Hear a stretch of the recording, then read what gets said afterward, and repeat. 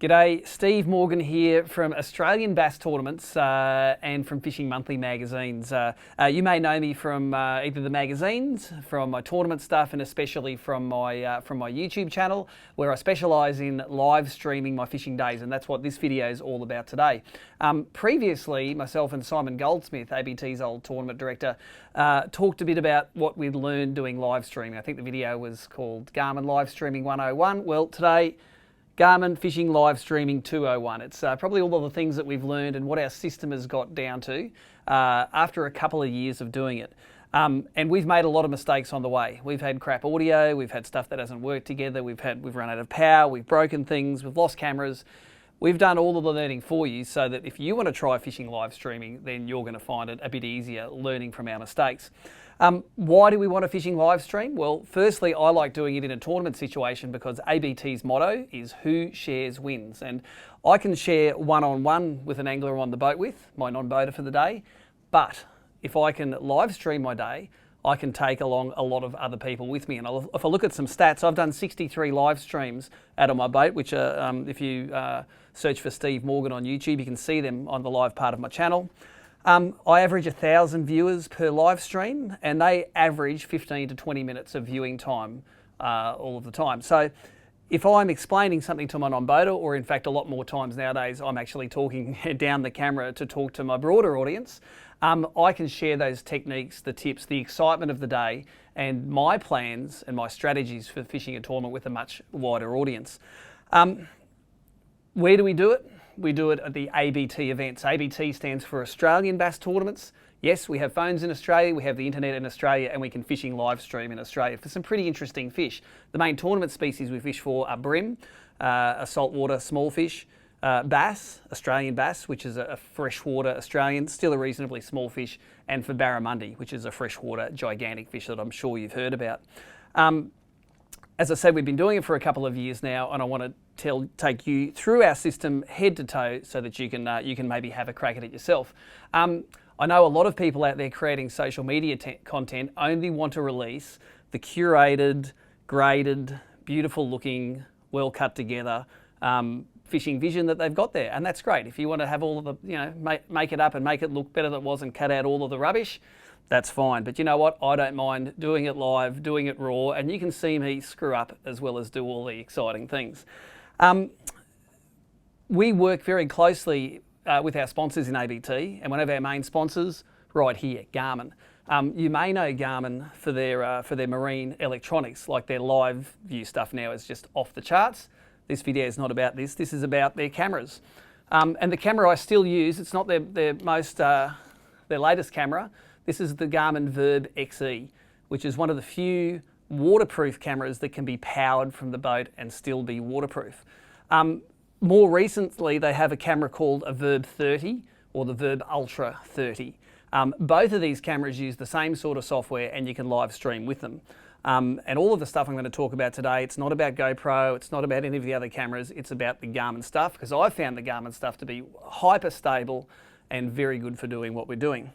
The camera pairs up with a device, either an Android or an iOS device. I tend to use an iPad over a phone because one, the iPad doesn't get calls, doesn't get interrupted, but two, the iPads have a much bigger antenna in them, and I get much better cell coverage on an iPad than I do a phone. And that's important. You need cell coverage. You cannot live stream if you can't get cell coverage. And when I talk about cell coverage, I don't mean just enough to get a call out. You probably need enough 4G service, at least a couple of bars on the iPad will give you enough data to get up and to get streaming. And then the third thing you're going to need is you're going to need some way of mounting the camera, either through Garmin's proprietary mounting system that comes with the camera, and there's all sorts of bundles that can get the camera onto your boat. Or, like we use now, we use these things called a YOLO Tech Power Stick. These are designed to fit in the navigation light socket of your boat, and you'll see in the cutaways here soon. On my Bass Cat, I've actually put a secondary navigation light power socket right next to my console so that I can control the height of this camera with these telescopic mounts, but also I can have that power for the camera available in the back of this pole. So this is a powered stick, it's a telescoping stick, and there you go, high quality. and I was going to say these aren't the best quality stick, but they are the best which is out there at the moment. I carry a couple of sticks around and I usually bastardise parts off one to make the other one work. The other things you're going to need for the system, of course, are power leads for your device and a mounting system for your device. I mount this iPad on a RAM mount on my console in my boat, so I can plug it into the iOS power, and it fits into one of the USB slots that I've got on my boat, and that is permanently powered from the boat's 12-volt battery source. And the last thing you're going to need, and this is probably one of the most important things you're going to need, is you're going to need good audio. If you've got a camera sitting halfway down your boat and you are fishing forwards, you are talking forwards and you're not talking towards the camera, I don't care what camera it is, the native microphone on the Garmin, the GoPro, anything is not going to hear you very well when you're talking in the other direction. And that's the way you're going to be fishing most of the time. Cool thing about the Garmin, it takes a Bluetooth microphone. We've been through the whole progression. We started with the little earpieces, and I've got ears like little dried apricots. These things don't fit. They work well, they pair well, but they don't have the battery life or the functionality that I need. Also, I think you look like a bit of an idiot with one of these things on here. We have settled on one of these. This is a Jabra Elite Sports headset. It has about 10 hours of battery life. It plugs in and charges through a little USB slot in the back here. I've got a little stick-on wind muffle on the microphone, and it's got a pretty good microphone in. This is a 300 Australian dollar unit, which is fairly waterproof.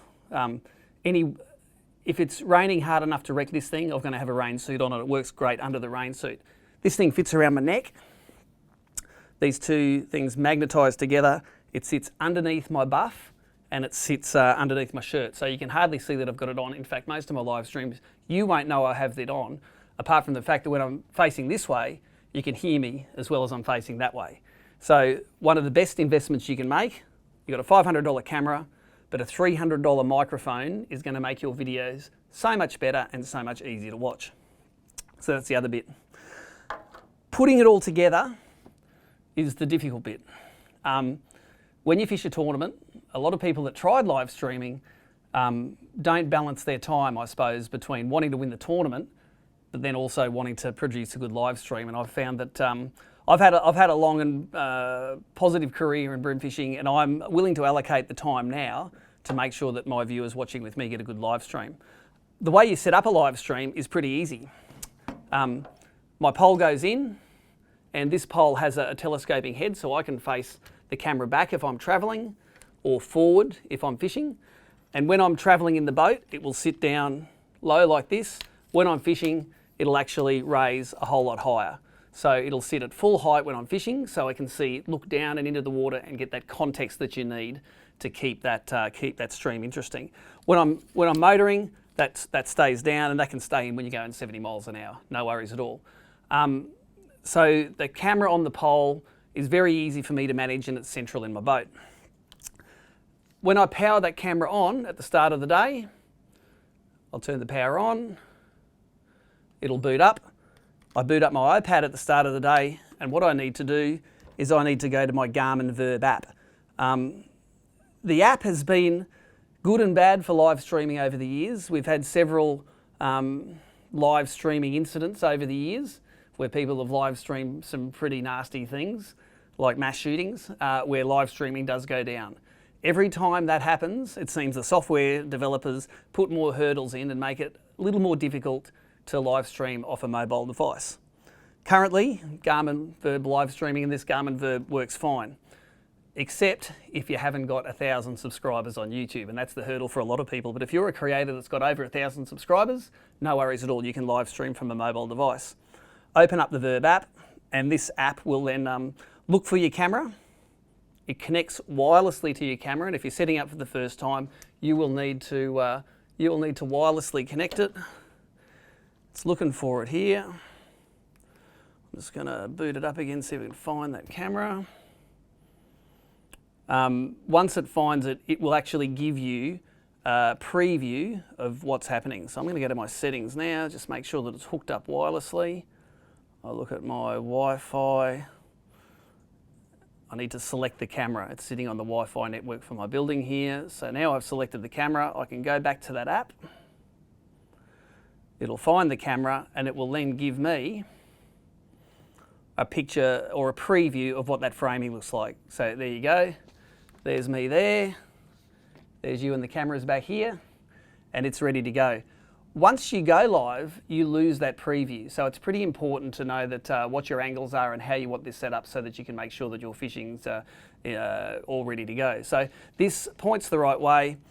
I can go to my broadcast settings here, look at my broadcast, and I can amend the title and the description. So I can say, you know, the last time I streamed here, it was day 3 of the BRIM Grand Final, Steve Morgan live on the Gold Coast. Oh, that's great. And I can put a description of my stream in there. When I go live then, and I do that just by simply hitting the go live button, you will find that anyone who has subscribed to your channel and has clicked the little bell will get an instant notification. I then share that notification on my other social media channels to let people know that maybe haven't subscribed to my YouTube channel that we're live for the day. So normally when we're fishing for the day, I have a non-boater with me and I have 30 to 90 other people watching along on YouTube like this. The advantages of the Garmin for me are that, one, the cameras are really, really weatherproof. I find that I will go through maybe 1 or 2 of these power cables a year. You get salt water in these little joints and cracks in here. You'll eventually chew out some of the cables, but the cables are cheap. I've yet to go through a camera. This is still the very same camera. Steve's Garmin on the back here. That's the first one that I started streaming with years ago, and it's still very reliable and very good.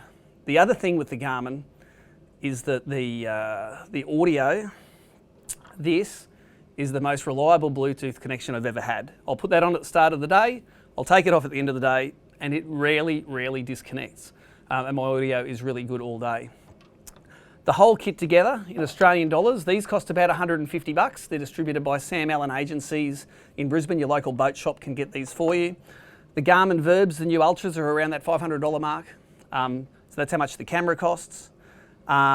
This Jabra Elite 65E headset cost about 300 bucks, even though the little $20 and $30 ones work. If you like having one in the ear, you can start off with one of those. It'll pair with your camera, no worries at all.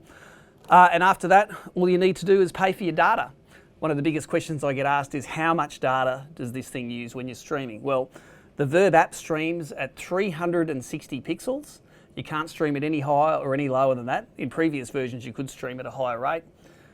It uses approximately 0.5 of a gigabyte per hour that you're streaming. So if I stream an 8-hour day, that's usually 4 gigabytes of cell phone data that I'm going to use to do that streaming.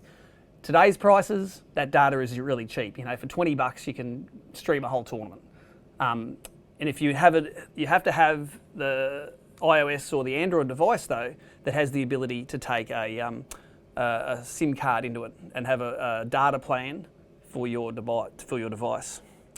Apart from that, it's all about remembering that your audience is not only the guy you're in the boat with, but it's the people that are watching with you. So I suggest that if you want to see how I do it, maybe take a few tips, go and follow me on my channels, on my YouTube channel. Just Google Steve Morgan.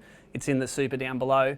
Watch some of my live streams, give it a go yourself, and let me know how you're doing out there. If you want any tips, all of the gear that I'm using here is going to be in the description below, and I hope that you enjoy your Fishing Live Streaming 201. Do not be afraid to show people how you do it out on the water.